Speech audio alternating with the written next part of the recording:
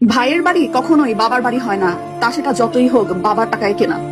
বাবা যখন মারা গিয়েছিল তখন বলেছিল এই বাড়িটা তোরই থাকবে যতদিন তোর ভাই বেঁচে আছে, দিয়ে দে ওর নামে, তুই কি করবি এই বাড়ি দিয়ে।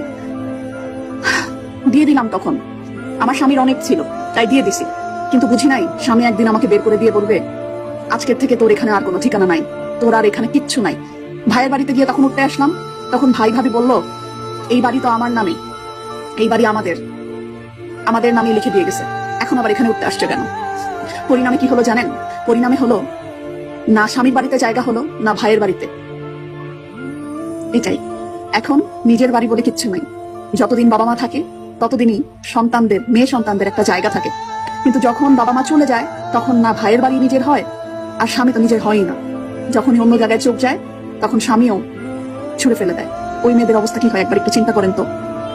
তাই ছেলেকে যেইভাবে সম্পত্তির ভাগ দিচ্ছেন আপনারা, মেয়েদেরকেও সম্পত্তির ভাগটা দিয়েন, যাতে অতটুকু জায়গাতে কিছু হোক চাই না হোক স্বামীর সাথে, যাতে অতটুকু জায়গা জুড়ে একটা মেয়ে বলতে পারে যে হ্যাঁ আমারও কিছু আছে, হ্যাঁ আমারও একটা নিজের বাড়ি আছে, নিজের একটা জায়গা আছে।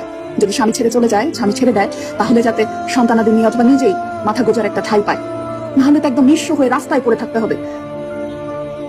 কি আর বলবো, মাথা গোজার একটা ঠাঁই, এই ঠাঁইটা খুব দরকার, খুব দরকার। ভাইয়ের বাড়ি কখনোই